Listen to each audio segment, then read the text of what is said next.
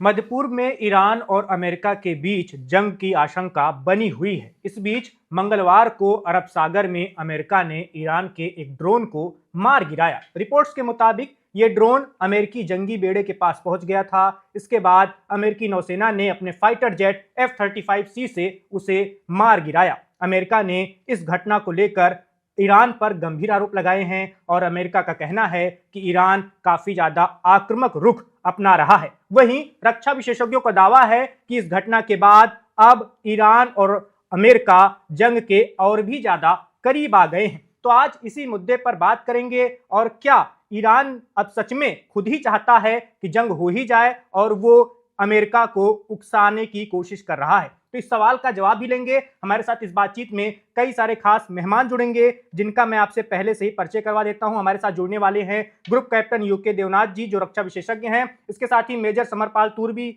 हमारे साथ जुड़ेंगे, वो भी रक्षा विशेषज्ञ हैं। इसके साथ ही कर्नल संजीत सिरोही जी भी हमारे साथ जुड़ेंगे, वो भी रक्षा विशेषज्ञ हैं। तो हम अपने तीनों विशेषज्ञों से ये जानने की कोशिश करेंगे कि आखिर क्यों ईरान ने ऐसी हरकत की और अपना ड्रोन अमेरिका के जंगी बेड़े के पास भेजा, क्योंकि ईरान को भली भांति पता था कि अमेरिका ऐसे किसी भी कदम को मंजूर नहीं करेगा, या कह लें वो तुरंत ही कार्रवाई करेगा और ड्रोन को मारकर गिरा भी सकता है। लेकिन फिर भी ईरान ने ड्रोन भेजा और जाहिर सी बात है अमेरिका ने उसे गिरा भी दिया। और अब ये बातें खूब हो रही हैं कि ईरान भी अब ये चाहता ही है कि जंग होनी है तो हो ही जाए, और वो भी पूरी तैयारी करके बैठा है। जो मीडिया रिपोर्ट्स आ रही हैं, जो ईरान के हवाले से दावा कर रही हैं, उनके दावे भी आपको बता देते हैं। उनका कहना है कि ईरान ने ऐसे ही करीब 1000 ड्रोन तैयार कर लिए हैं और ये 1000 ड्रोन न सिर्फ जमीन से बल्कि समुद्र से भी वार कर सकते हैं और अपने दुश्मन के ठिकानों को नेस्तनाबूद कर सकते हैं। तो ईरान तैयारी करके बैठा हुआ है, ईरान के ड्रोन तैयार हैं। उधर अमेरिका भी मध्य पूर्व में अपनी घेरेबंदी जारी रखे हुए है। उसके जंगी बेड़े पहुंच चुके हैं, युद्धपोत पहुंच चुके हैं और मध्य पूर्व में उसके कई देशों में सैनिक अड्डे तो पहले से ही हैं ही। तो अमेरिका की तैयारी पूरी है। उधर इजराइल भी पूरी तैयारी में है। इजराइल भी अमेरिका का साथ दे रहा है और अगर ईरान पर हमला होता है तो वो सिर्फ हमला अमेरिका का नहीं होगा। ये बात मान लेनी चाहिए हमें कि उस हमले में या अमेरिका के साथ इजराइल की भी अहम भूमिका होगी। तो अपनी बातचीत शुरू करते हैं। हमारे साथ एक और खास मेहमान जुड़ेंगे जिनका नाम हर्ष दहिया है, जो अंतर्राष्ट्रीय मामलों के जानकार हैं। दहिया जी अभी हमारे साथ फिलहाल जुड़ चुके हैं। दहिया जी, वन इंडिया पर आपका बहुत स्वागत है। ईरान ने जो कुछ किया है और अरब सागर में मंगलवार को जो कुछ हुआ है उसके बारे में आपको जानकारी मिली गई होगी।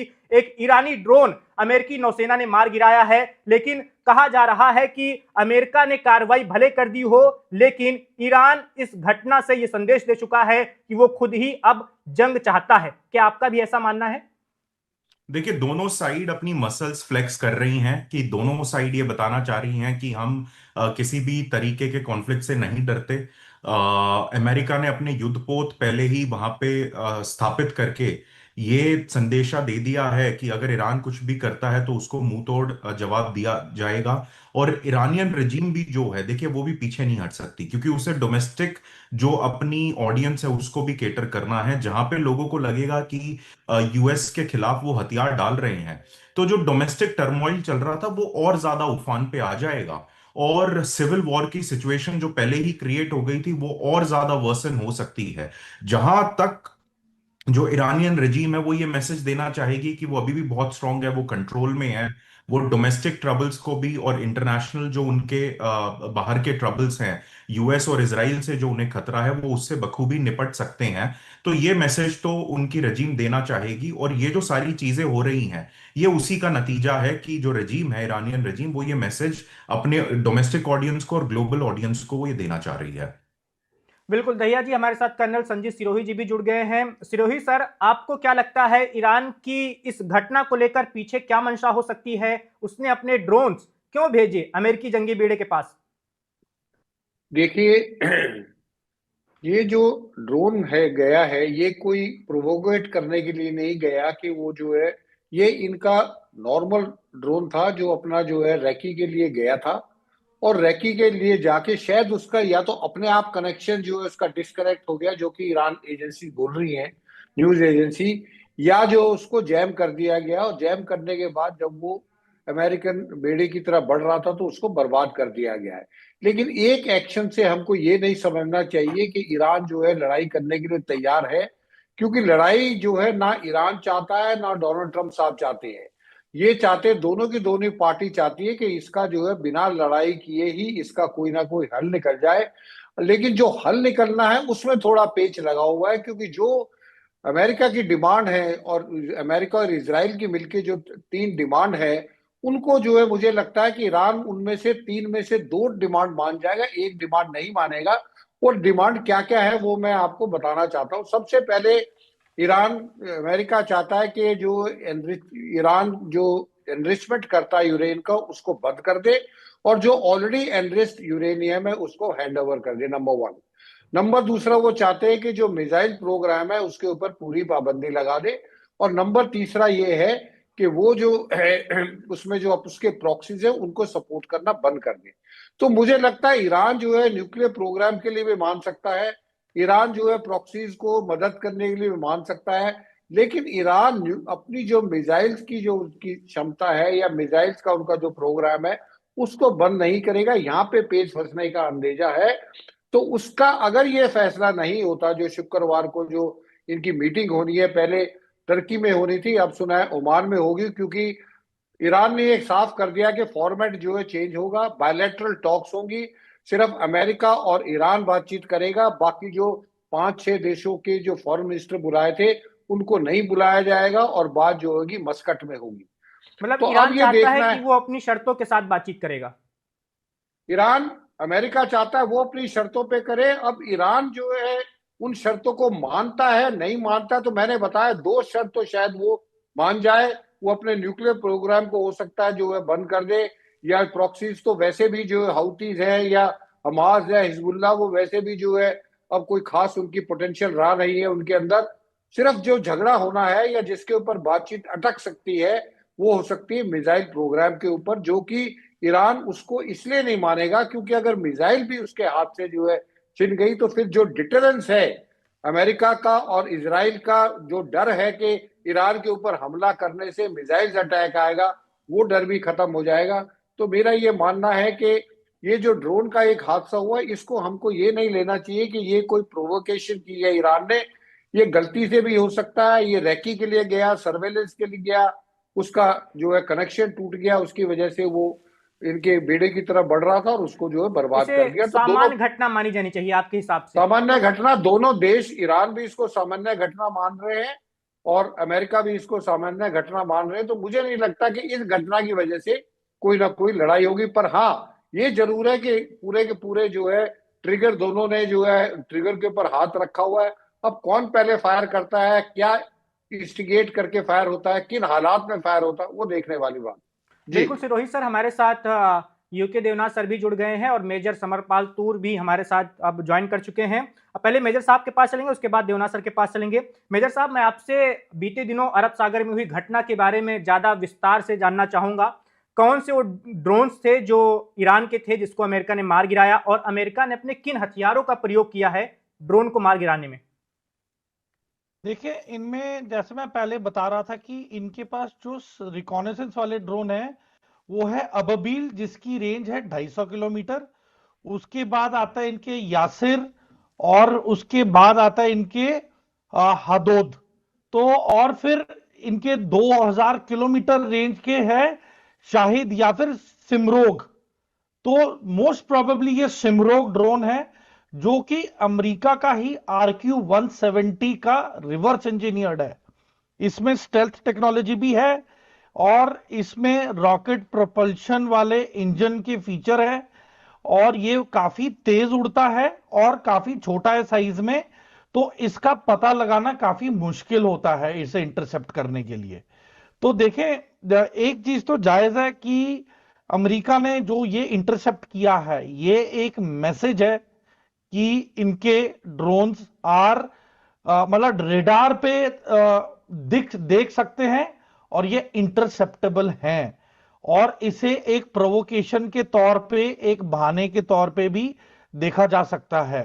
पर असल बात यह है कि अमेरिका ये नहीं चाहता कि यदि ईरान पे कोई फौजी कार्रवाई होती है तो ईरान का भी हाल लिबिया जैसा ना हो जाए, जिसका कोई परिणाम भी ना निकले और जो ऑयल रिसोर्सेज हैं ईरान की वो पूरी वर्ल्ड को डिनाई हो जाए, जिसकी वजह से फिर प्राइसेस ऑफ ऑयल बिल्कुल ही आसमान का स्तर छुएंगी और पूरी वर्ल्ड में इंस्टेबिलिटी का एक कारण बनेगा। तो अमेरिका ज्यादा से ज्यादा जितना हो सकता है वो ये युद्ध को टालेगा, नेगोशिएशंस करेगा, क्योंकि अमेरिका पे बाकी मुल्कों का भी प्रेशर है जो ईरान से ऑयल खरीदना चाहते हैं। और ईरान के सब्स्टिट्यूट के लिए यूएसए ने वर्ल्ड को बोला कि आप वेनेजुएला से खरीदें और ईरान को अपना ऑयल सप्लायर के तौर पे अब उससे तेल ना लें।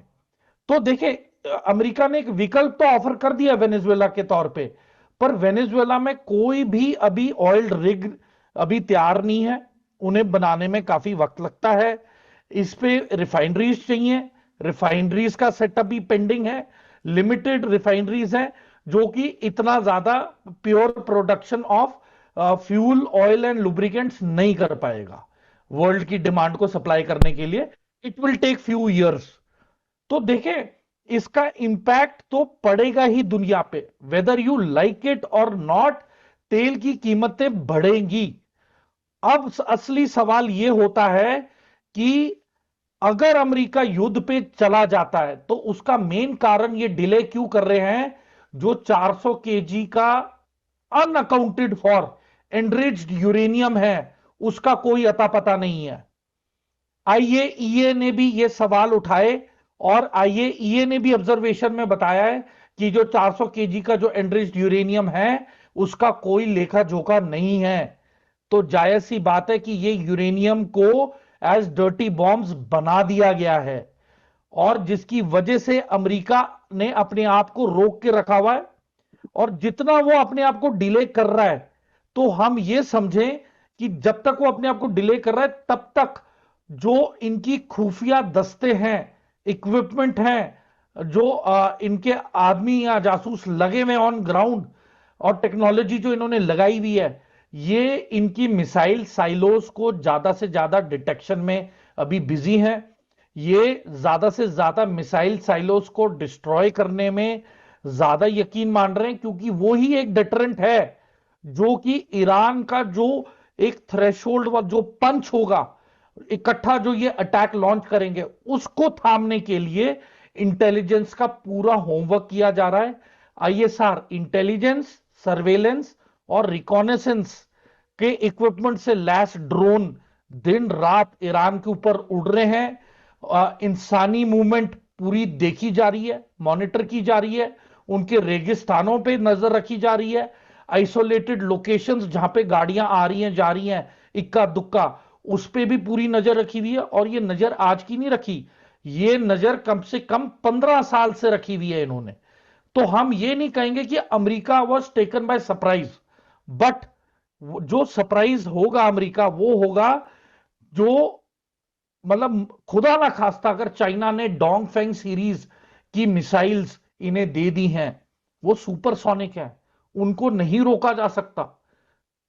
तो किसी चीज पे भी अगर वो इसका निशाना लगाएंगे, जाहिर सी बात है वो इनकी नेवल शिप हो या फिर कोई टैक्टिकल लोकेशन हो या फिर कोई मिलिट्री एसेट्स हो, उस पे नुकसान पहुंचेगा ही पहुंचेगा। आसपास बिखरे पड़े हैं अमेरिका के जो फाइटर जेट्स हैं, उनको मतलब टूटा फूटा हुआ दिखाया गया है, जैसे ईरान ने उन्हें तबाह कर दिया हो। तो हम देख रहे हैं कि लगातार ईरान ऐसे पोस्टर्स अपनी राजधानी में लगा रहा है, तेहरान में। वो उससे क्या संदेश देना चाहता है? क्या ये सिर्फ अपने लोगों को उत्साहित रखने के लिए, खुश रखने के लिए ऐसा कर रहा है, या फिर इसके जरिए कोई संदेश भी देना चाहता है वो? देखिए, किसी भी मुल्क में जब युद्ध के बादल मंडराते हों तो ये एक नरेटिव बिल्डिंग होता है। ये अपनी आवाम को एक हौसला देने वाली बात होती है कि आप घबराएं ना और हम दुश्मन के हौसले पस्त कर देंगे और उन्हें नष्टो नाबूद कर देंगे। तो ये एक प्रोपोगेंडा मशीनरी होती है आईआरजीसी के जरिए, जो कि ये पूरे अपनी आवाम में एक मैसेज देना चाहते हैं। और जाहिर सी बात है ये संदेश जो खुफिया जो एजेंट्स हैं, मैं एजेंसीज का नाम नहीं लेना चाहूंगा, पर उनको भी एक संदेश दिया जा रहा है कि आप जो मर्जी कर लें, उसका अंजाम यही होगा कि ये जंग अमेरिका हारेगा। पर मैं आपको एक बात बताऊं वैभव, जी। ईरान के पास इलाजमी कुछ ना कुछ वेपन सिस्टम है जिसके भरोसे वो इतने कॉन्फिडेंस के साथ अमेरिका को कन्फ्रंट करने से नहीं रुक रहा। वो लगातार अमेरिका को कन्फ्रंट कर रहा है। क्यों? क्योंकि 101% ईरान के पास डर्टी बॉम्ब्स भी हैं और ईरान के पास उसको दुश्मन के इलाके में पहुंचाने का जरिया भी उसके पास अवेलेबल है और असला बारूद भी है। और देखिए, इससे ये मेजर लड़ाई साहब, के इससे जुड़े लिए हुए मेरे कई सारे सवाल भी हैं, उनके जवाब लूंगा मैं, लेकिन सर आपको थोड़ी देर के लिए रोकना चाहूंगा। हमारे साथ देवनाथ सर भी काफी देर से जुड़े हुए हैं। देवनाथ सर, मैं आपके पास आना चाहूंगा। आप तो अब तर्कश के स्थायी सदस्य बन गए हैं। पहला सवाल तो मेरा है कि कल वाली घटना को लेकर आपका क्या कहना है जो अरब सागर में हुई है, ड्रोन गिराया गया है ईरान का। और दूसरा सवाल मेरा जुड़ा हुआ है सिरोही सर जिसके बारे में बात कर रहे थे, परसों यानी 6 फरवरी को जो बैठक होने वाली है अमेरिका और ईरान के बीच में, उस बैठक को लेकर आपका क्या मानना है कि क्या उसमें सुलह समझौता कुछ हो सकता है दोनों के बीच में? जी हाँ, वैभव भाई, जहां तक इस ड्रोन की बात है, देखिए किसी भी युद्ध में जब युद्ध के पहले तैयारियां होती हैं तो दुश्मन की खोज खबर टोह की ली जाती है। तो वह टोह समुंदर के ऊपर लेने के लिए ड्रोन एक बहुत बेहतरीन जरिया है। दुनिया के सारे देश ही किसी तरह के ड्रोन का, किसी तरह के यूएवी का, या कई बार एक फाइटर एयरक्राफ्ट को भी लॉन्च करके इस तरह की टोह लेते हैं। उद्देश्य ये है कि दुश्मन का पानी का जहाज कहाँ पर है, एयरक्राफ्ट कैरियर कहाँ पर है, दुश्मन के जो बाकी इस कैरियर टास्क ग्रुप में जो बाकी फ्रिगेट्स, डिस्ट्रॉयर्स, क्रूजर्स हैं, वो कहाँ पर हैं। तो ये एक आम तरीका होता है युद्ध के पहले, या जब भी युद्ध का आशंका हो उसके पहले दुश्मन की लोकेशन और दुश्मन की टैक्टिक्स, क्योंकि दुश्मन मैनोवर कर रहा है समुद्र में, उसकी भांप लेने का। ये एक आक्रामक होस्टाइल युद्ध शुरू करने की शुरुआत नहीं है, क्योंकि टोही ड्रोन में कोई वॉरहेड नहीं होता है। टोही ड्रोन में कोई हाई एक्सप्लोसिव वॉरहेड नहीं होता। टोही ड्रोन में बस एक समझिए सर्विलेंस कैमरा होगा, रिसीवर होगा, ट्रांसमीटर होगा, और वो जो जो चीजें देख रहा है अपने दाएं बाएं, अपने नीचे, अपने सामने, उसको एक लाइव लिंक से वो ईरान में अपने कमांड सेंटर में भेज रहा है। अमेरिका ने इसको शूट डाउन किया, वो भी F-35 से। ये थोड़ा टेक्निकली चैलेंजिंग सिनेरियो लग रहा है, क्योंकि आमतौर पे एक ड्रोन को शूट डाउन करने के लिए अमेरिका के पास काफी सारे सिस्टम्स हैं। एंटी एयरक्राफ्ट गन्स हैं, वल्कन गन है, फेलिंग्स सिस्टम है। अमेरिका के पास जमीन से हवा में मार करने वाली एयर डिफेंस मिसाइलें हैं, छोटी रेंज वाली, मीडियम रेंज वाली, लंबी रेंज वाली। उसका इस्तेमाल करके एक F-35 का इस्तेमाल किया। ये तो कुछ ऐसा बात हो गया कि जहां ताकत का 1 किलो प्रदर्शन? के हथौड़े से ताकत का प्रदर्शन नहीं वैभव, मेरे ख्याल से ये दिखाता है कि उनके कमांड एंड कंट्रोल और डिसीजन मेकिंग चेन में भी गैप है। ताकत क्या, F-35 की ताकत सभी जानते हैं, खासतौर से ईरान जानता ही है, क्योंकि ईरान के खिलाफ F-35 का इस्तेमाल तो हमेशा से ही होता रहा है। एक सिस्टम होता है चेन, जिसके थ्रू अगर दुश्मन का ड्रोन आता है तो आप असाइन करते हो टारगेट को। जो कमांडर है वो असाइन करता है कि इसको कौन एंगेज करेगा, किस हथियार से एंगेज करेगा। मैं इसका टेक्निकल सिग्निफिकेंस बताता हूं। अगर दुश्मन इस तरह से बड़ी तादाद में ड्रोन लॉन्च करता है, ईरान, इसका मतलब अगर समझिए एक साथ 50 या 100 ड्रोन लॉन्च करता है, तो फिर एयरक्राफ्ट कैरियर में क्या 12 या 24 F-35 है, सबको स्क्रैम्बल कर दिया जाएगा। ये कुछ ऐसी ही बात हो गई जैसे कि जहां 1 किलो के हैमर से काम हो जाए, आप वहां 10 किलो का हथौड़ा भेज रहे हैं। तो ये non optimum utilisation of resources की श्रेणी में आ जाएगा। दूसरी बात यह है कि अभी जो बात होने जा रही है ओमान में, अमेरिका बहुत उत्सुकता दिखा रहा है, इसीलिए अमेरिका फिलहाल कोई एग्रेसिव कदम नहीं लेगा। जब तक ओमान में बातचीत जो है शुरू होकर फेल ना हो जाए, तब तक अमेरिका आप कोई ऐसा क्यों हमला कह रहे हैं नहीं। सर कि फेल ना हो जाए? हाँ, अमेरिका, जाहिर बात है, ईरान को भी इसी चीज की आशंका है कि बातचीत जब ओमान में होगी तो ईरान के विदेश मंत्री ने बता ही दिया कि हमें बराबर का दर्जा दो तभी हम बात करेंगे। अमेरिका की हमेशा आदत रही है कि जब वो बातचीत करता है तो अपने को बड़े भैया और दूसरे पक्ष को छोटा भैया मानता है। वो कहते हैं ना, कनपटी पे बंदूक पकड़कर फिर बात करवाना। अगर जिसके की चांस ज्यादा ही हैं, अगर ये बातचीत सही दिशा में ना जाए अमेरिकन पर्सपेक्टिव से, तो फिर अमेरिका हमले कर सकता है। हमने पिछले साल भी देखा, पिछले साल का जो जून का हमला हुआ था उसके थोड़े दिन पहले ही बातचीत हो रहा था, अमेरिका सारी इशारा दे रहा था कि शायद बातचीत सफल दिशा में जा रही है, और उसके बीच में अचानक ईरान के आसमान में इजरायली एयरफोर्स और देवनाथ सर, अमेरिकन बॉम्बर। मैं कई सारे विदेश मामलों के जानकारों को सुन रहा था, उनका कहना था कि अमेरिका की ये भी एक रणनीति होती है, वो सबके सामने दिखाता है या सामने वाले को ही दिखाता है कि देखो मैं बातचीत करना चाहता हूं, पर्दे के पीछे उसकी रणनीतियां बन रही होती हैं। तो क्या ऐसा भी हो सकता है कि अमेरिका अभी टाइम ले रहा हो, वो समय ले रहा हो अपनी रणनीति बनाने में और बातचीत का ढोंग रच रहा हो? हाँ वैभव, अमेरिका के सामने सबसे बड़ी दिक्कत अभी है कि वो ये युद्ध क्यों कर रहा है, वो उनके सामने साफ नहीं है। देखिए, 14, 15, 16 जनवरी तक अमेरिका को ऐसा लग रहा था कि युद्ध लड़ेगा अमेरिका, यानी आसमान से बम गिराएगा अमेरिका और इजराइल मिलकर। तो फिर ईरान के अंदर जो अंदरूनी रस्साकशी चल रही थी, लाखों की तादाद में प्रदर्शनकारी सड़क पे थे, आग लगा रहे थे, गाड़ियों को आग लगा रहे थे, सरकारी प्रतिष्ठान को नुकसान पहुंचा रहे थे। डोनाल्ड ट्रंप को लगा, शायद सीआईए और मोसाद ने भी थोड़ी गलत इनपुट दे दी। डोनाल्ड ट्रंप को लगा कि बस अब ये राष्ट्रपति पेजेशकिन के घर में घुसने वाले हैं और आयतुल्लाह खुमानी के पैलेस में घुसने वाले हैं, और जैसे घुस जाएंगे तो जैसे बांग्लादेश में हुआ, कई दूसरे देशों में हुआ, आयतुल्लाह खुमानी देश छोड़ के भागने के लिए मजबूर हो जाएंगे, रशिया भाग जाएंगे। वो हुआ नहीं। जब सत्ता पलट नहीं कर पा रहे हैं अभी, तो फिर अमेरिका को भी समझ में नहीं आ रहा है कि ईरान पर 100 या 200 बॉम्ब गिरा के वो हासिल क्या करेगा। देखिए, पिछले बार तो 12 दिन तक जंग चली, 12 दिन तक इजराइल की एयरफोर्स ने बॉम्ब्स गिराए, कोई फायदा नहीं हुआ। नुकसान जमीन, ठीक है, यहाँ बड़ा गड्ढा हो गया, वहां बड़ा गड्ढा हो गया, यहाँ एक आध मिसाइल के लॉन्चर खराब हो, डिस्ट्रॉय हो गए, लेकिन कैटास्ट्रोफिक, यानी ईरान खत्म हो गया, ईरान हार गया, ईरान ने दोनों हाथ खड़े करके सरेंडर कर, ऐसा कुछ नहीं हुआ। तो इस बार अमेरिका खुद ही क्लियर नहीं है कि वो चाहता क्या है। अंग्रेजी में हम बोलते हैं एम क्या है, उसका मकसद क्या है। अब अमेरिका का मकसद क्लियर नहीं है, इसीलिए वो हमला नहीं कर रहे। ईरान बहुत बड़ा देश है, बाय द वे, बहुत ही बड़ा, जितना बड़ा उत्तर भारत है उतना बड़ा है। और ईरान पर आप 200 बॉम्ब गिरा दीजिए, 400 बॉम्ब गिरा दीजिए, कोई फर्क नहीं पड़ता, कोई फर्क नहीं पड़ता, उससे ईरान हारने वाला नहीं। नुकसान, बेतहाशा नुकसान हो सकता है जमीन पर उनके मिलिट्री इंस्टॉलेशन को, लेकिन ठीक है, आयतुल्लाह खमानी जहां पर हैं वहां पर हैं। अगर खोमानी को कुछ हो जाता है तो उनकी पूरी नंबर 2 कौन है, नंबर 3 कौन है, पूरी चेन तैयार है वहां पर।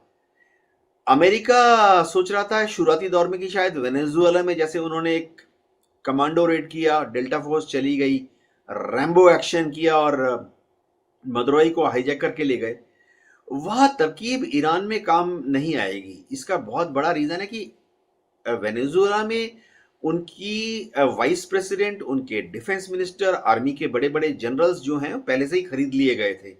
बिल्कुल उन्होंने सर, पहले और से ही अमेरिका को हम कह दिया लगातार था इस कि बारे में बात भी कर रहे हैं कि ईरान को वेनेजुएला नहीं समझा जाना चाहिए। देवनाथ सर, मैं आपके पास आऊंगा, दहिया जी के पास चलते हैं। दहिया जी, 6 फरवरी को जो बैठक होने वाली है, उस बैठक को लेकर आपको कितनी संभावना नजर आ रही है, सफलता या असफलता की? वैभव जी, देखिए, पहली बात तो ये कह पाना मुश्किल है कि कितनी सफल होगी कितनी असफल होगी। हम तो सिर्फ आकलन लगा सकते हैं। जो मेरा आकलन है, मुझे नहीं लगता कि ये कोई बड़ी सब्सटेंशियल बात होने वाली है। जैसा कि हमने पहले भी देखा है, US is trying to buy time, कि वो अपनी प्रिपरेशंस कर रहे हैं। और जहां तक बात ये रहती है कि जंग होगी या नहीं होगी, उसमें भी दो पर्सपेक्टिव है, मैं दोनों आपको बताना चाहूंगा। देखिए, अगर यूएस ईरान पे इस टाइम पे अटैक कर देता है तो बहुत सारी चीजें हैं जो गड़बड़ हो सकती हैं कि ईरान के पास हाइपरसोनिक मिसाइल्स हैं, बहुत सारे ये ड्रोन्स हैं जो वो इसराइल पे और यूएस के आसपास के बेसिस पे छोड़ सकता है। और यूएस के जो उस एरिया में अलाइज भी हैं, जिसे हम ईस्ट एशिया कहते हैं, सॉरी वेस्ट एशिया कहते हैं, और यूएस उसे मिडिल ईस्ट कहता है, तो उन पे बहुत ही नेगेटिव प्रभाव हो सकता है। और साथ ही साथ जो उनके वहां पे जितने भी एलाइड नेशंस हैं यूएस के, उधर भी एक टर्मोइल शुरू हो सकता है। पहली बात ये, अगर यूएस इस समय पे युद्ध नहीं करता है तो इजराइल और उनके जो आसपास के बाकी अलाइज हैं, उनका ये मानना है मेरी समझ में कि इसके बाद ईरान और ज्यादा पावरफुल होके निकलेगा। क्योंकि देखिए, आपने इतनी टर्मोइल वाली सिचुएशन वहां पे डोमेस्टिकली कर दी, आपने इतने सैंक्शंस लगा दिए, उनको इकोनॉमिकली वीक कर दिया, आपने कुछ दिन पहले उन पे अटैक भी किया, सारा सब कुछ, आपने एक सिविल वॉर की सिचुएशन भी क्रिएट करी।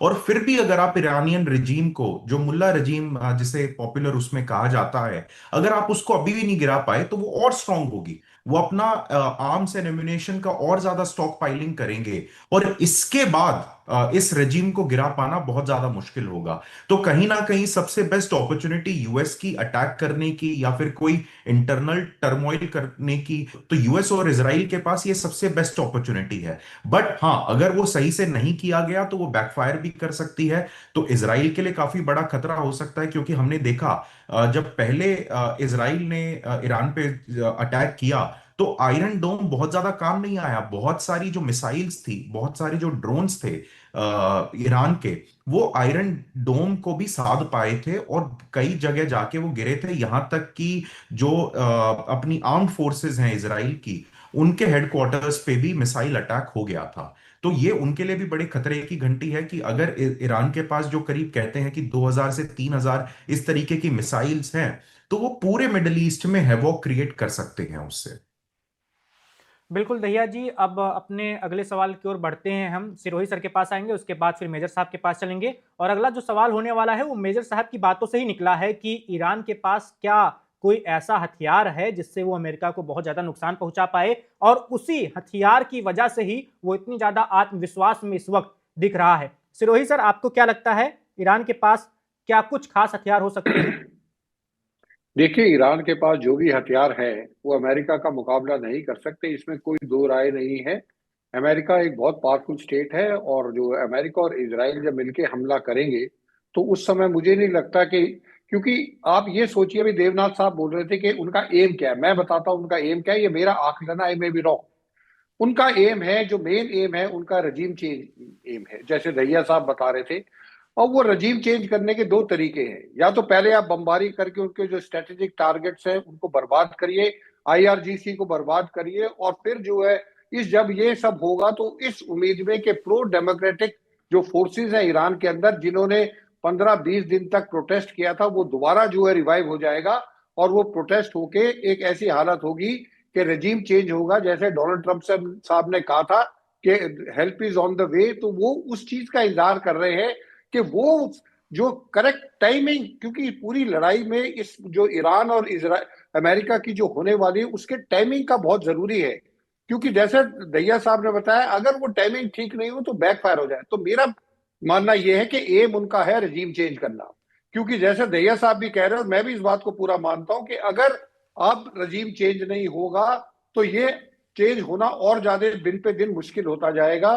तो अमेरिका जो है अपनी पूरी तैयारी कर रहा है, और अमेरिका को पता है कि जब पिछले साल लड़ाई हुई थी उसमें जो आयरन डोम की जो कमियां थी, उन कमियों को तो जो है अमेरिका और इजराइल हर चीज को अपने को पहले पूरा डिफेंसिव लेआउट पूरा तैयार करके, जब पूरा तैयार हो जाएगा उसके बाद ऑल आउट ऑफेंसिव करेंगे। क्योंकि अगर आप देखें कि जो पोस्चरिंग हो रही है, ये पिछले साल जब लड़ाई हुई थी तब इतनी बड़ी पोस्चरिंग नहीं हुई थी जितनी पोस्चरिंग इस बारी हुई है। और ये जो इतना बेड़ा और इतने लोग जो इकट्ठे किए हैं, ये कोई वापिस जाने के लिए नहीं है। डोनाल्ड ट्रंप साहब क्या हमें अपनी डोमेस्टिक पब्लिक को क्या बताएंगे कि जी हम वहां गए थे और वापिस आ गए, फिर गए किस लिए थे? तो ये जो है हमला तो जरूर होगा, वो किस बहाने से हमला होगा, और हमला जब होगा उसमें अयतुल्ला खमैनी साहब या तो वहां से मारे जाएंगे या वहां से भाग के रशिया चले जाएंगे।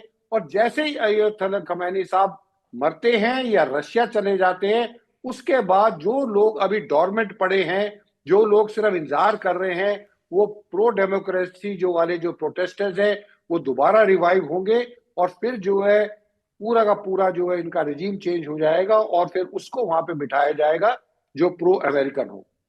जी सिरोही सर, मंगलवार वाली घटना को लेकर ही मैं आपसे सवाल करूंगा। जैसा कि आपने कहा कि अमेरिका हमला करेगा, देवनाथ सर कह रहे थे, मान लीजिए ईरान के पास ऐसे जो 1000 ड्रोन होने का दावा कर रहा है, वो ऐसे 200-300 ड्रोन भी भेजता है जंगी बेड़े के पास अमेरिका के, तो सभी ड्रोन्स को एक साथ मार पाना संभव तो होगा नहीं। एक दो ड्रोन भी अगर वो निशाना नहीं चूके और ठिकाने पर जाके लग गए तो अमेरिका को तो नुकसान हो जाएगा ना। क्या वो अपने नहीं तो होने वाले नुकसान को लेकर वो तैयार है?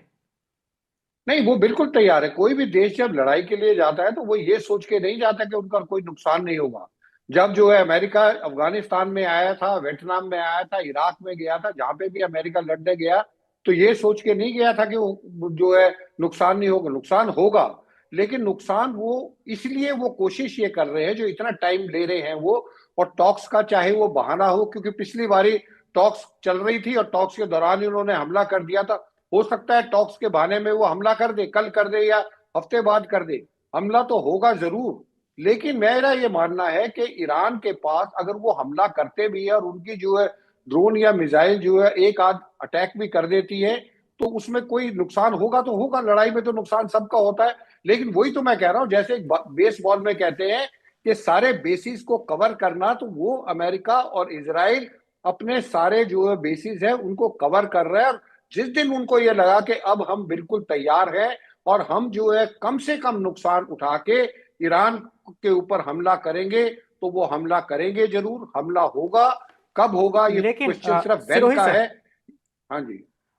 जब वेनेजुएला में मदुरो को पकड़ा गया था और वहां पर तख्ता पलट हुआ या सरकार बदली, वहां पर दूसरे शासन में बैठे हुए लोग आए, तब ट्रंप ने जिस बात को लेकर अपनी पीठ सबसे ज्यादा थपथपाई थी, उन्होंने कहा था कि ये ऑपरेशन हमारा जो था उसमें हमारा ना तो कोई सैनिक हताहत हुआ, ना हमें कोई नुकसान हुआ, 100% जैसा हमने सोचा था ठीक वैसा ही हुआ।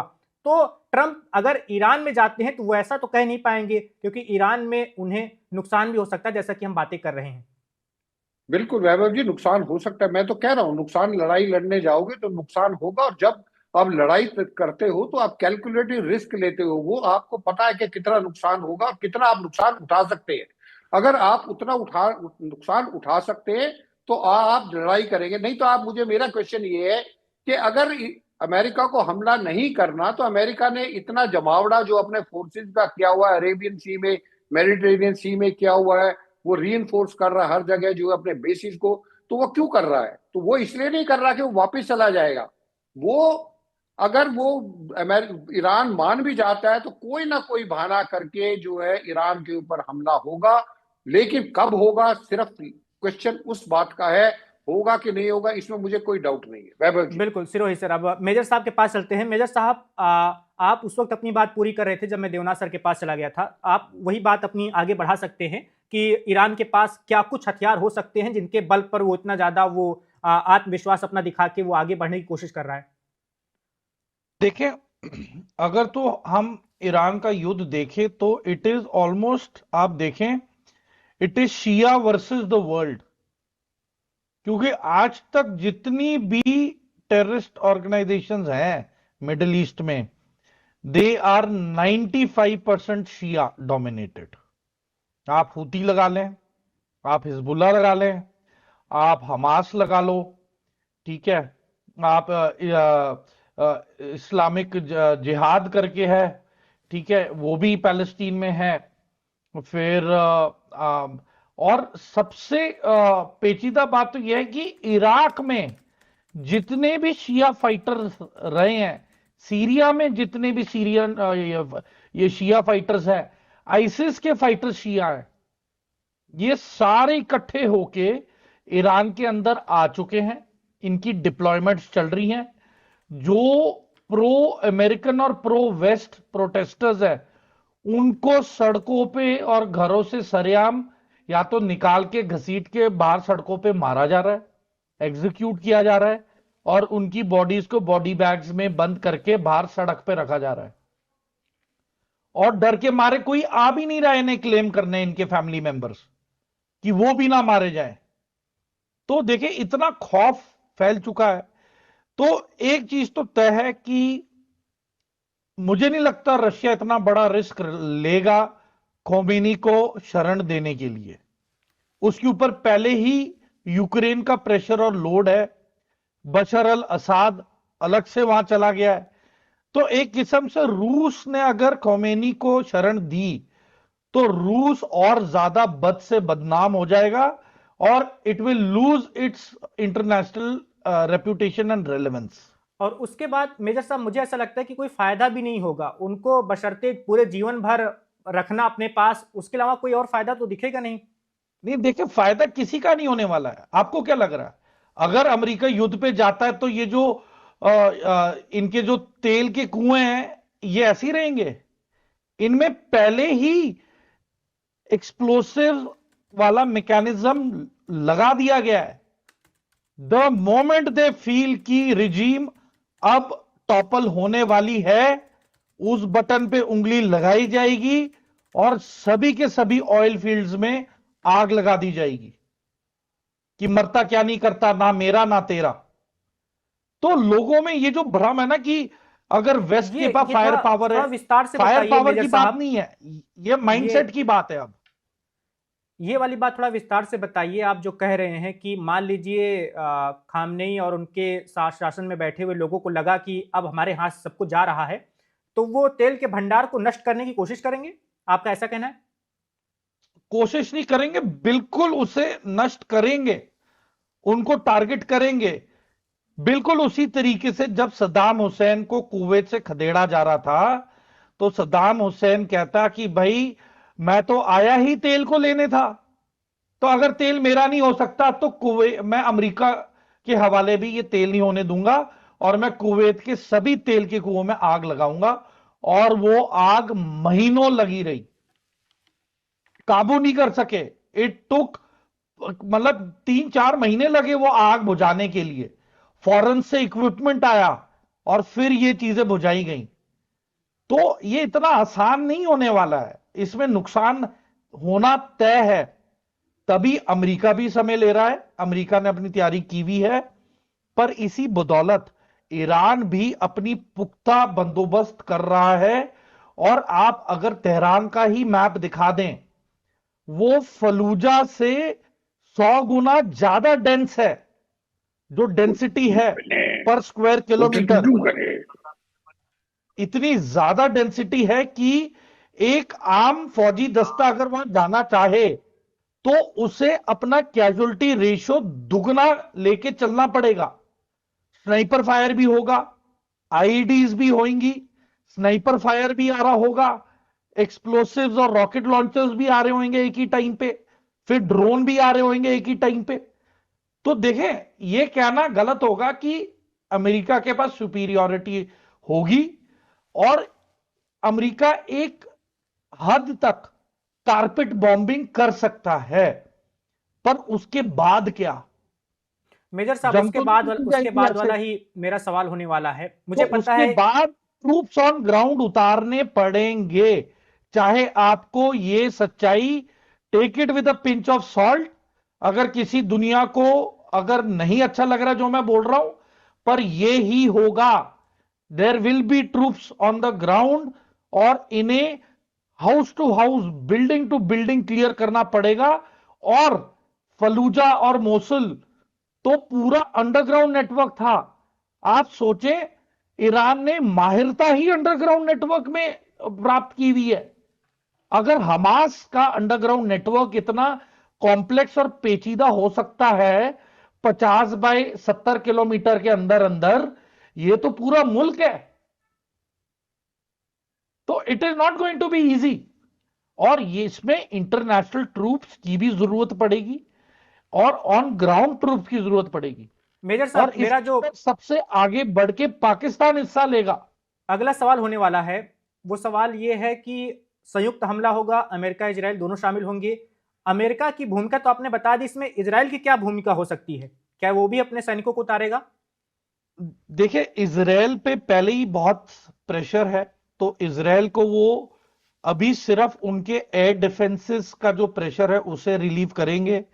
जितनी भी बैटरीज हैं एंटी एयरक्राफ्ट वाली, वो सभी इजराइल से पहले ये लगाया जा रहा है, इनका नेवल शिप्स पे भी लगाया जा रहा है, ताकि जो भी मिसाइलें लॉन्च करेगा ईरान, वो इराक के ऊपर ही नष्टो नाबूद हो जाए या फिर सऊदी अरब के ऊपर नष्टो नाबूद हो जाए। पर यदि कोई मिसाइल जॉर्डन तक पहुंच गई तो जायज सी बात है वो इजराइल को भी हिट करेगी। और ये हमने पहले भी देखा है। आपके पास कितनी एंटी एयर डिफेंस मिसाइल हो सकती हैं? 200, 500, 1000, 1500, 5000 लगा लो। उसके बाद क्या? 5000 तो होंगी भी नहीं, तो उसके बाद क्या विकल्प है? तो देखें, इसमें समझदारी यही है कि इजराइल अनअनाउंस्ड इस वॉर में पार्ट लेगा, पर वो अपने डिफेंसेस में ज्यादा पुख्ता अपना बंदोबस्त रखेगा। वो आगे बढ़ चढ़ के मतलब नहीं उसकी जाने कोशिश वाला। अपना बचाव करने की ज्यादा होगी बशर्ते हमला करने की। प्रायोरिटी 1 उसकी वही है कि खुद का बचाव कर लो, वो ही इजराइल के लिए युद्ध जीतने के बराबर होगा। और जहां तक ईरान का मुद्दा है, अमेरिका और बाकी मुल्क जो वेस्टर्न एलाइड कंट्रीज हैं, वो इकट्ठा मिलके ही इस पे हमला करेंगी, तो ही इसमें कोई डिसाइसिव विक्ट्री हो सकती है। वरना ये सीरिया की तरह ना इधर ना उधर, और ये सिविल और कभी ना खत्म होने वाली सेक्रेटेरियन जंग हो वायलेंस जाएगी। की ओर बढ़ जाएगा। देवनाथ सर के पास चलते हैं। देवनाथ सर, अभी आपने सुना मेजर साहब को, उससे पहले सिरोही जी को भी सुना था और दहिया जी को भी आपने सुना। आपकी मुझे वो पुरानी बात याद आ रही है जब आपने एक बार कहा था इसी शो में कि अमेरिका और अमेरिका के लोग अब ये नहीं चाहते कि उनके जो बच्चे बाहर गए हैं सेना की वर्दी पहनकर, उनका शव वापस अमेरिका की धरती पर पहुंचे। तो अमेरिका ये जोखिम लेगा, जैसा कि मेजर साहब कह रहे हैं, कि ईरान की धरती पर अपने सैनिकों को उतारने की? फिलहाल कोई भी इंडिकेशन नहीं है कि अमेरिका अपनी फौज को ईरान में घुसाएगा। अमेरिका बमबारी कर सकता है, बहुत भयंकर बमबारी कर सकता है। इजराइल को भी कह सकता है कि तुम भी बमबारी करो। पिछली बार जब 12 दिन का युद्ध हुआ था तो इजराइल ने किसी दिन 100 मिशन, किसी दिन 200 मिशन लॉन्च किए थे। तो भयंकर बमबारी हो सकती है ईरान के मिलिट्री इंस्टॉलेशन पर, न्यूक्लियर ठिकानों पर, इंडस्ट्रियल एरियाज पर भी हो सकती है। और जहां जहां उन्हें संभावित छुपने की जगह आयतुल्लाह खुमैनी की या टॉप पॉलिटिकल और मिलिट्री लीडरशिप की है, उन ठिकानों पर भी अमेरिका हमला कर सकता है। जहां तक जमीनी हमले की बात है, थोड़ा अमेरिका के लिए भारी सौदा है। वो इसलिए कि अभी तक जैसे ईरानियन रेवोल्यूशनरी गार्ड है, समझिए उनके पास 1.5 लाख से ज्यादा हैं। वो तो बहुत ही स्टॉन्च लॉयलिस्ट होते हैं। वो आईआरजी में भर्ती तब किया जाता है किसी जवान को या अफसर को जब वो आयतुल्लाह खुमैनी के प्रति अपनी व्यक्तिगत निष्ठा दिखाता है। दूसरी चीज है, ईरान के पास एकदम अलग से 6 लाख की आर्मी भी है, और ये आर्मी जो है वेल ट्रेन्ड है, वेल इक्विप्ड है हल्के फुल्के लड़ाई के लिए। 10 साल तक उन्होंने इराक के साथ लड़ाई लड़ी थी, 1979, 1989। तो उसमें उस ड्यूरेशन में क्या हुआ था ये समझने की बात है कि जब उन्होंने ईरान और इराक का युद्ध हुआ था तो उस वक्त जो लेफ्टिनेंट और कैप्टन थे, आज की तारीख में वही वहां पर जनरल्स बने हुए हैं। तो इनको आइडिया है कि एक लंबा स्टेलमेट से भरा हुआ, लटकता हुआ युद्ध किस तरह से लड़ना है। तो अगर अमेरिका ने गलती से अपने ट्रुप्स को अंदर घुसाया तो ये देखिए, सद्दाम हुसैन वाला मामला नहीं है। सद्दाम हुसैन के समय में सद्दाम हुसैन की पूरी आर्मी चरमरा गई थी। उसका बहुत बड़ा रीजन था कि अमेरिका ने सऊदी में 6 महीने से अपने टैंक तो बख्तरबंद गाड़ियों को जमा कर लिया था, और पूरे सऊदी इराक के बॉर्डर से उन्होंने कम से कम 3 एक्सिस से अलग अलग इराक में घुसे थे। इस बार ऐसा वाला जमावड़ा, जिसे हम कहते हैं ब्रिगेड पूरा का पूरा, या एक पूरा डिवीजन, या एक पूरा कोर, हम 30,000 ट्रुप्स की बात कर रहे हैं, अमेरिकन ट्रुप्स, लेकिन ये सब मिलाकर है। वहां पर अमेरिकन नेवी के 10,000 सेलर्स हैं, तो वो कॉम्बैट बूट्स ऑन ग्राउंड नहीं हुआ। ये जो 30,000 हम बोल रहे हैं अमेरिकन ट्रूप्स, इसमें करीबन 10,000 यूएस एयरफोर्स के हैं, तो वो भी बूट्स ऑन ग्राउंड नहीं है, वो नॉर्मल इन्फेंट्री या कमांडो नहीं है। नॉर्मल इन्फेंट्री या कमांडो अगर आप देख लें, वो इराक में इस वक्त हैं करीबन 2,000, कुवैत में है करीबन 4,000।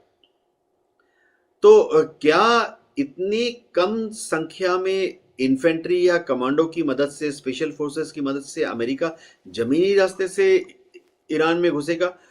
थोड़ा टेढ़ी खील है। देखिए तेहरान 700 जो नियरेस्ट अमेरिकन बेस है, चाहे वहां से हेलीकॉप्टर से भी हमला करें, तेहरान 700 किलोमीटर दूर है।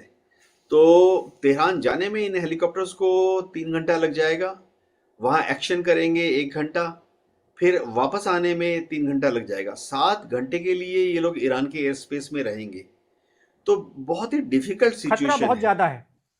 जी। देवनाथ सर, दूसरे पहलू की ओर हम चलते हैं, दूसरी संभावना की ओर बात कर लेते हैं। एक संभावना तो ये होगी कि युद्ध हो ही जाए, दूसरी संभावना ये है कि मान लीजिए कि 6 फरवरी को होने वाली बातचीत में कोई हल निकल जाता है, समझौता हो जाता है, तो क्या अमेरिका ये घेरेबंदी खत्म कर देगा जो अभी वहां पे जमावड़ा बना रखा है उसने? हाँ, देखिए, जो शर्तें हैं वो इस तरह से हैं कि न्यूक्लियर हथियार ना बनाए। ईरान बोलेगा ठीक है, नहीं बनाऊंगा। वो अभी भी जमीन पर ईरान अपने न्यूक्लियर प्रोग्राम को पीसफुल पर्पस के लिए दिखाएगा।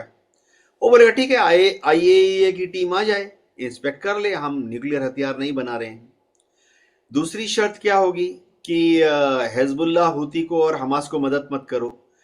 हमास प्राय प्राय मिलिट्री तौर पे तो खत्म ही हो गया है। दूसरी बात है हिजबुल्लाह। हिजबुल्लाह भी बेरूत में अभी अपना पॉलिटिकल रोल निर्वाह कर रहा है। हिजबुल्लाह की मिलिट्री ताकत बहुत क्षीण हो गई है, क्योंकि हिजबुल्लाह का जो लॉजिस्टिक सप्लाई चेन था वो सीरिया के रास्ते से था। तो जब से बशार अल असद को भगा दिया गया है और ये अलशरा जोलानी है जो कि अमेरिकन एजेंट है, तब से सीरिया से जो हथियार जाते थे ईरान से सीरिया, सीरिया से जाते थे लेबनान में हिजबुल्लाह के पास, वो चेन तो पिछले 4-5 महीने से एकदम इनफेक्टिव हो गई है। तो हिजबुल्लाह मिलिट्री तौर पर उतना पावरफुल नहीं है अभी। तो ईरान बोलेगा ठीक है। अभी मैं हूती की भी बात कर रहा, देखिए वो बोलेंगे कि हूती को मदद मत करो। हूती तो वो ईरान कह देगा ठीक है, हूती मदद, ईरान हूती जो है वो इजराइल पर हमला नहीं करेगा। अगर हम देखें, हूती ने पहला हमला कब किया इजराइल पर? आज से 2 साल पहले। इसके पहले 20 साल पहले, 10 साल पहले, 5 साल पहले हमने कभी नहीं सुना कि बिल्कुल, पहले हूती ने आपने वो वाली यमन घटना में। बताई है कि पहले ऐसा कोई इतिहास मिलता नहीं है हमले का। हाँ, तो ईरान इस शर्त को भी मान जाएगा, क्योंकि हूती को ईरान ने खड़ा किया है as a counter balance to Saudi Sunni जो राज है। तो ईरान सारे बातचीत को आधा आधा मान जाएगा। सिर्फ एक चीज है जो ईरान नहीं मानेगा, कोई कंप्रोमाइज नहीं करेगा, कि ईरान अपनी मिसाइल प्रोग्राम को नहीं रोकेगा। ईरान ये कहेगा कि मेरे पास जो भी मिसाइल हैं, चाहे 2000 किलोमीटर की हो, 1000 किलोमीटर की हो, 500 किलोमीटर की हो, मैं उनको कन्वेंशनल वॉर हेड के साथ, न्यूक्लियर हेड के साथ नहीं, लेकिन नॉर्मल जो वॉर हेड होता है 500 किलो का, 1000 किलो का, उसके साथ रखूंगा। इसके साथ ईरान कभी कॉम्प्रोमाइज नहीं करेगा, क्योंकि ये तो फिर ईरान के लिए जिंदगी और मौत का सवाल हो गया ना, एग्जिस्टेंशियल रिसोर्स है। ईरान को मालूम है कि आज की तारीख में अगर थोड़ा बहुत खौफ है या थोड़ा बहुत इज्जत है ईरान के रिजीम की, वो उसके इन 2000, 1000 और 500 किलोमीटर रेंज वाली मिसाइलों की बदौलत है। इस मतलब पर आपका ईरान कहना है कि कॉम्प्रोमाइज नहीं करेगा। इस पर तो अडिग ही रहेगा, इस पर वो झुकने वाला नहीं है। जी हाँ, तो हिजबुल्लाह, हूती, हमास को हेल्प मत करो, ईरान काफी हद तक कहेगा ठीक है। न्यूक्लियर हथियार मत बनाओ, बॉम्ब मत बनाओ, ईरान कहेगा ठीक है, आप भेज दो आईएए की टीम, हम दिखा देते हैं सारे साइट्स उनको। वो साइट्स में अमेरिका तो ये दावा कर रहा है कि अंदर घुसने की जगह नहीं है। अमेरिका तो बोल रहा है पिछले साल वो ध्वस्त कर दिए थे सबको। तो ईरान बोलेगा ठीक है, रस्सी लगा, लटक जा सुरंग के अंदर, अंधेरा ही अंधेरा, धूल ही धूल है। चलिए देवनाथ सर, देखिए, सर थोड़ा सा समय की कमी है, आप बात अपनी पूरी कर लीजिए। हाँ, तो अमेरिका फिलहाल सीरियसली बात करने की कोशिश करेगा क्योंकि अंतर्राष्ट्रीय दबाव बहुत ज्यादा है। 57-56 मुस्लिम देश दबाव डाल रहे हैं अमेरिका के ऊपर कि ईरान पर हमला मत करो। ये अमेरिका के जितने दोस्त हैं जो कि पर्शियन गल्फ से कच्चा तेल लेते हैं, Japan, south Korea, Taiwan, Australia, New Zealand, Canada, Europe, ये सारे नतमस्तक पड़े हैं डोनाल्ड ट्रंप के सीढ़ियों के सामने कि हुजूर आपने हमला कर दिया तो कच्चे तेल पर बैरल $100 से ऊपर चला जाएगा, हमारी तो इकोनॉमी ध्वस्त हो जाएगी। जी। अब अपने आखिरी सवाल की ओर चलते हैं। दहिया जी आपके पास आऊंगा, उसके बाद मेजर साहब से भी इस बातचीत की आखिरी टिप्पणी लेंगे। संभावनाओं पर ही बात कर रहे हैं। मान लीजिए हमला होता है अमेरिका की ओर से, युद्ध शुरू भी हो जाता है, तो उसमें जो सवाल मैंने पूछा था बाकी लोगों से, आपसे भी वो सवाल है दहिया जी कि इजराइल की क्या भूमिका हो सकती है, और एक और सवाल इसमें छोटा सा ये है कि इसमें नेटो की क्या भूमिका हो सकती है। क्या और देश भी आपको लगता है कि अमेरिका के साथ आएंगे कि चलो आप हमला कर रहे हैं तो हम भी करते हैं? वैभव जी, जैसे जो बीच में मैं बोलना चाह रहा था वो यही जी। था कि मेरे को दूर दूर तक नहीं लगता, जैसे कि मैं देवनाथ सर की बात से बिल्कुल सहमत हूं कि America boots on the ground वाली सिचुएशन में आएगा। ट्रंप की आप पूरी की पूरी रणनीति देखिए, जो उसकी डोमेस्टिक ऑडियंस को उसने वो बोला है हमेशा से, जो अपने वोटर्स को वो बोला है। ट्रंप ये कहते हैं कि मैं विश्व भर में वॉर रुकवाना चाहता हूं, और अमेरिकन जो हमारे बच्चे हैं वो अब कहीं पे भी मिडिल ईस्ट में नहीं मरेंगे। ये बकायदा वर्ड्स है कि वो नहीं चाहते कि अमेरिकन जो लड़के हैं, अमेरिकन जो बच्चे हैं, वो मिडिल ईस्ट में अपनी जान गंवाएं। तो दूर दूर तक मेरे को नहीं लगता कि बूट्स ऑन ग्राउंड्स वाली सिचुएशन होगी। एक और चीज उठाई गई कि एक पक्ष उठा कि भाई फेल्ड स्टेट हो सकता है ईरान, अगर सही से कार्रवाई नहीं होती। तो मुझे नहीं लगता कि इसराइल को या यूएस को इससे फर्क पड़ता है कि ईरान फेल स्टेट बने। उनका मेन काम है कि जो ये रेजीम है ये चेंज होनी चाहिए, चाहे अब वो पीसफुली हो जाए, चाहे वो सिविल वॉर के द्वारा हो, चाहे बॉम्बिंग के द्वारा हो, चाहे ईरान उसका अल्टीमेटली फेल स्टेट हो। क्योंकि ईरान अगर फेल स्टेट भी बनता है तो यूएस की उल्टा पावर मिडिल ईस्ट में ज्यादा बढ़ती है, क्योंकि जो ईरान के आसपास के यूएस एलाइज हैं उनको यूएस की और ज्यादा जरूरत पड़ेगी जब अगर ईरान में फेल स्टेट वाली सिचुएशन होती है। जब नॉन स्टेट एक्टर्स ईरान में एक्टिव होंगे तो यूएस की रिक्वायरमेंट और ज्यादा उस सिनेरियो में बढ़ जाती है। और दूसरी बात, जहां तक मेरे को हमले की बात लगती है, वो इतना ही होगा कि जो चेन ऑफ कमांड है उनको ध्वस्त किया जाएगा। जितने भी लोग आगे उसमें हैं कि कल को वो सरकार की कमान अपने हाथ में ले सकते हैं, जो ईरानियन रजीम अभी चल रही है, उन पे हमला होगा। फिर उसके बाद एरियल और नेवल रिसोर्सेज से ईरान पे हमला किया जाएगा। बट कहीं पे भी मेरे को बूट्स ऑन ग्राउंड की सिचुएशन नहीं लगती। दूसरी चीज, आपने इसराइल की बात करी, देखिए इसराइल के बिना तो ईरान पे अटैक हो ही नहीं सकता। इसराइल का जो पूरा खुफिया तंत्र है, जो इंफॉर्मेशन उनके पास है, उसके बिना यूएस का ईरान पे अटैक करना, और कहीं ना कहीं ये जो पूरा ईरान के चारों तरफ घेराबंदी हो रही है, इसमें इसराइल का बहुत बड़ा रोल है। इसराइल के कहने पे, इसराइल की लॉबिंग पे, और इसराइल और यूएस के जो इतने अच्छे संबंध हैं, उसके बेसिस पे ही तो सारा का सारा ये ईरान पे ये इस तरीके की कार्रवाई की जा रही है। अदरवाइज इस तरीके की कार्रवाई अगर इजराइल के उनसे बड़े अच्छे संबंध होते तो दूर दूर तक पॉसिबिलिटी नहीं है कि यूएस इस तरीके की कार्रवाई वहां पे ईरान पे वो करता। और थोड़ा सा मैं मेजर साहब से इस बात पे हल्का सा डिसएग्री करूंगा। मेरे बड़े भाई हैं, मेरे से ज्यादा नॉलेजेबल हैं, रक्षा मामलों की ज्यादा जानकारी रखते हैं। मेजर साहब ने एक बात कही कि ये जो मिडिल ईस्ट में इस तरीके के आर्म्ड जो संगठन है, टेररिस्ट ग्रुप्स हैं, ये मैक्सिमम शियाज हैं। ऐसा नहीं है, सुन्नी भी बहुत हैं। आप आइसिस को देखिए, आइसिस एक सुन्नी संगठन है जो बिल्कुल ही एंटी शिया है। तो सारे के सारे संगठन शिया संगठन नहीं है मिडिल ईस्ट में। अलकायदा हो गया, आइसिस हो गया, फिर तालिबान हो गया, ये ज्यादातर जो सुन्नी आइडियोलॉजी है उनसे ताल्लुकात रखते हैं। दहिया जी वो सवाल भी छूट गया है, आपने जवाब नहीं दिया। अमेरिका के नेटो वाले सगे संबंधी क्या करेंगे अगर हमला होता है तो? जिस हिसाब से अभी हालात हैं नेटो के, मुझे नहीं लगता कि नेटो इसमें शामिल होगा, क्योंकि अभी तो यूएस और नेटो में ही इतना टकरार चल रहा है ग्रीनलैंड के मामले पे। तो वहां पे भी जो वोटर्स हैं, जो यूरोपियन यूनियन के लोग हैं, जो इन यूरोपियन कंट्रीज के बाशिंदे हैं, वो भी कहेंगे कि भाई लड़ाई उनकी है, आप क्यों बीच में पड़ रहे हैं। हमारे क्यों बच्चे वहां पे जाके शहीद हों? क्योंकि अभी आप ये देखिए, ट्रंप ने तो ये बयान दे दिए थे कि नेटो फोर्सेस ने कुछ किया ही नहीं। नेटो फोर्सेस मतलब अफगानिस्तान में कई हजार नेटो फोर्सेस के लोग मरे थे, लेकिन उसको बिल्कुल सिरे से नकार दिया था ट्रंप ने। तो नेटो किस मुंह के साथ इस वॉर में शामिल होगा? पहले के अगर जैसे हालात होते तो डेफिनेटली, अगर यूएस इन्वॉल्व हो रहा है तो नेटो भी वो होता। लेकिन यहाँ पे ये कह पाना, नेटो का एक और क्लॉज है कि attack on one nation will be considered attack on all Nations in NATO. But यहाँ पे ईरान ने तो अभी तक कोई अटैक नहीं किया है यूएस पे। जब तक ईरान का कोई यूएस पे अटैक नहीं होता तो नेटो के वो क्लॉजेज ही इन्वोक नहीं होते। और दूसरी बात, जिस हिसाब से संबंध है, मुझे नहीं लगता कि नेटो इसमें इन्वॉल्व होगा। This war is between US, Israel versus Iran. चलिए मेजर साहब के पास चलते हैं। मेजर साहब, इस बातचीत में आखिरी आपकी टिप्पणी। और आप जब बात अपनी पहले रख रहे थे उस दौरान आपने पाकिस्तान का जिक्र किया था कि इस युद्ध में उसकी भी थोड़ा बहुत भूमिका हो सकती है। आप जरा उस बारे में भी हमारे दर्शकों को बता दीजिए। देखिए, जैश ए अदल एक टेरर ग्रुप है जो पाकिस्तान ने स्पेशली रेज की है only to counter the Shias, और ये डिप्लॉयड है पाकिस्तान और ईरान के बॉर्डर पे, और इनके आपस में ये भेजते रहते थे अपने जैश ए अदल के operatives to counter Iranian soldiers, and वहां से जो भी स्मगलिंग होती थी इनटू बलूचिस्तान, जो भी चीजों की स्मगलिंग होती थी उसे रोकने के लिए, और फिर अटैक्स दोनों के बीच होते रहते थे।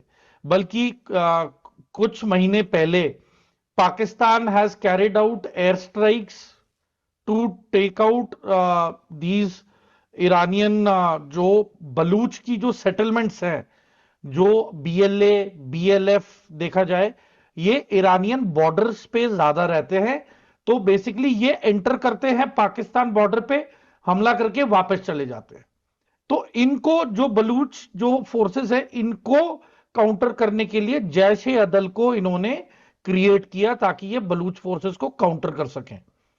तो over the years Jaish e अदल ने भी अंदर ईरान के जाके काफी खून खराबा किया है, जिसके बदले ईरान ने भी फिर कम से कम 20,000 अपने सोल्जर्स एक टाइम पे डिप्लॉय भी कर दिए थे टू काउंटर देम। तो ये तो देखें, जो एक्चुअल लड़ाई विद इन जो चुप्पी में इस्लामिक वर्ल्ड में है, it is Sunni versus Shia. Pakistan volunteer कर रहा है कि वो जाएगा, हेल्प करेगा यूएसए की, पर उसका मुद्दा है कि वहां पे देखिए सऊदी अरब और पाकिस्तान आर एलाइज, ठीक है। सऊदी अरब कभी भी नहीं चाहेगा कि ईरान में किसी भी तरीके की कोई सेटलमेंट हो या फिर वहां पे शांति बनी रहे, क्योंकि अगर ईरान में रिजीम चेंज होता है it will affect Saudi Arabia's progress, and उनका जो सक्सेस रेट है वो कम हो जाएगा, क्योंकि उतना फिर ईरान अपनी तरक्की करेगा और बाकी देशों के साथ अपने तेल के साथ ट्रेड करेगा। It will become open market. तो जाहिर सी बात है कि अगर हम हिस्ट्री में जाएं तो शाह ऑफ ईरान, उसने भी तेल इतना सस्ता कर दिया था कि Saudi Arab was not able to make profits. As a result Saudi Arabia ने यूएस को बोला, I will give you military base also, I will buy your weapon systems also, and you bring all, आप अपनी private company Saudi में ले आओ सारी, और इन कंपनी के जरिए आप सस्ते से सस्ता कच्चा तेल खरीदो ईरान से, और फिर इसको हम ब्लैक मार्केट में बाहर ऊंचे रेट पे बेचेंगे और प्रॉफिट्स कमाएंगे। क्योंकि सऊदी अरब जब अपना तेल का फ्लक्चुएट तब करता था जब जब ईरान को प्रॉफिटेबिलिटी बढ़ती थी, तो उसके प्रॉफिट्स को रोकने के लिए प्राइस मैनिपुलेशन सऊदी अरेबिया करता था, जिसकी वजह से शाह ऑफ ईरान बहुत ही नाखुश और he was not happy with the West. और आपको पता है कि जो राहुल खोमेनी थे, आयतुल्ला जो थे, उनको फ्रांस ने प्लांट रखा हुआ था जो पॉलिटिकल असाइलम है।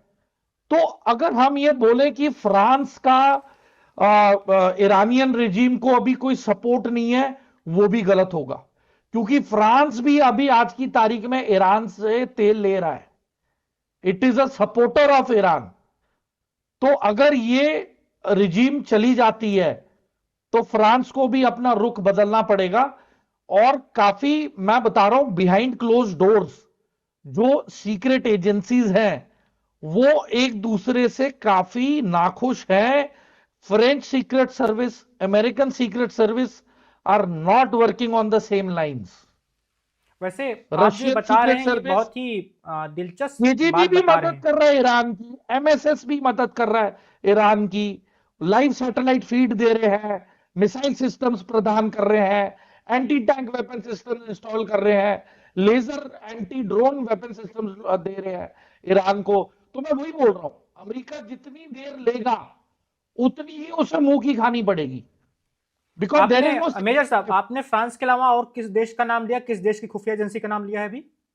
देखिए, फ्रांस मदद कर रही है, फिर अफ्रीका में काफी मुल्क हैं जो ईरान से तेल ले रहे हैं, मोरक्को है, इनकी सीक्रेट सर्विस एजेंसीज हैं, अल्बेनिया है, वो इनसे तेल ले रहा है। तो इनकी जो सीक्रेट सर्विस एजेंसीज हैं, एक गुट है वेस्टर्न कंट्रीज का जिसके अंदर ज्यादा, mainly it is Canadian, it is American and it is UK based intelligence agencies. और दूसरी साइड यूरोपियन सीक्रेट सर्विसेज इकट्ठी हैं, रशियन सीक्रेट सर्विसेज इकट्ठी हैं, फिर एमएसएस चाइनीज सीक्रेट सर्विस का है योगदान। तो सीक्रेट सर्विस एजेंसीज का भी जो पानी के नीचे जो बहाव है, अंडर करंट, उसकी असली लड़ाई अभी जारी है, वो चल रही है। क्योंकि देखिए, जो भी कस्टमर है ईरान का वो उसे आखिरी दम तक फेवर करेगा क्योंकि उससे तेल लेना है। और अमेरिका जिस तरीके से पूरी दुनिया पे प्रेशर डाल रहा है कि ईरान से तेल मत लो, तो भाई फिर अमेरिका तुम प्रोवाइड करो ना, आप प्रोवाइड करिए। अगर आप कोई हमारे लिए विकल्प रोक रहे हैं तो फिर आप हमें उसी दाम पे तेल दीजिए। अगर आप वो नहीं कर रहे तो आप दादागिरी कब तक चलेगी? बिल्कुल। कब तक आप डिक्टेट करोगे कौन से मुल्क को किस मुल्क से क्या लेना है? अगर खुद खड़े होके कहते हैं we will work in our interest of our nation, so we also as our sovereign and independent nation will work in favour of our mutual interest and our progress and success. हम किसी के बोलने पे क्यों बात माने किसी की? तो हम वही बोल रहे हैं कि यूरोप भी तेल ले रहा है रशिया से, सर्दी हो गई है, -30 टेम्परेचर है, बिजली नहीं है, गैस नहीं है। आज की तारीख में कीव में जो लोग सफर कर रहे हैं, आधी बदौलत तो यह है कि यूएस ही कोई एनर्जी नहीं प्रोवाइड कर रहा है। या तो अमेरिका इन्हें तेल, बिजली, गैस दे ताकि लोग मरे ना ठंड में। तो अमेरिका बिल्कुल का मेजर बोलना साहब, कुछ और ऑन सर ग्राउंड समय की थोड़ा कमी है, आप अपनी बात पूरी कर लीजिए। तो जी। मैं वैभव वही बोल रहा था कि अमेरिका की करनी और कथनी में बहुत फर्क है। और आपको क्या लग रहा है, अगर बाकी मुल्कों ने चलो हां भर भी दी, अमेरिका से बात मान भी ली कि चलो हम तेल नहीं खरीदेंगे, आपको क्या लगता है तेल का खरीदना बंद हो जाएगा? शेल कंपनीज जो बनी हुई है, शेल कंपनीज ये तेल खरीदेंगी प्राइवेटली, और बैकडोर, ब्लैक मार्केट के थ्रू, ब्लैक डोर चैनल्स के थ्रू ये तेल वापस रशिया को जाएगा। आपको क्या लग रहा है, अगर ये हमें वेनेजुएला का विकल्प दे रहे हैं तो जितने भी मुल्क जो अपना दरवाजा खोलेंगे वेनेजुएला से तेल लेने के लिए, आपको क्या लग रहा है रूस उन देशों को अप्रोच नहीं करेगा कि भाई आप तो वेनेजुएला से ले रहे हो तो आप इतना और हिस्सा ले लो, हमसे पैसे ले लो और ये तेल खरीद के हमें भिजवाओ? It is not going to stop, it is impractical. ये सब जैसा है वैसा ही चलता रहेगा। मुद्दा यह है कि अमेरिका को तेल से ज्यादा लगाव है, ना कि रिजीम चेंज से। उनका मतलब ही end of the day oil है, बिल्कुल जो मेजर कि साहब, ईरान नहीं आने देगा उनके पास। बिल्कुल। आप सभी मेहमानों का वन इंडिया के साथ इस खास बातचीत में जुड़ने के लिए बहुत बहुत धन्यवाद, शुक्रिया। तो फिलहाल ईरान और अमेरिका के बीच तनाव बढ़ा हुआ है और बीते दिनों यानी मंगलवार को अरब सागर में एक हतप्रभ करने वाली घटना हुई। उस घटना में क्या हुआ कि अमेरिका ने एक ईरानी ड्रोन को मार गिराया, जिसके बाद कहा जाने लगा कि जंग की संभावनाएं और ज्यादा बढ़ गई हैं। हालांकि 6 फरवरी को एक अहम बैठक होने जा रही है। इस बैठक में अमेरिका और ईरान के उच्च अधिकारी शामिल होंगे। इस बैठक में जो कुछ निष्कर्ष निकलेगा उसके बाद ही ये तय हो पाएगा कि अब अमेरिका और ईरान के रिश्ते आगे कैसे रहने वाले हैं और क्या सच में मध्य पूर्व कोई नया युद्ध झेलने जा रहा है।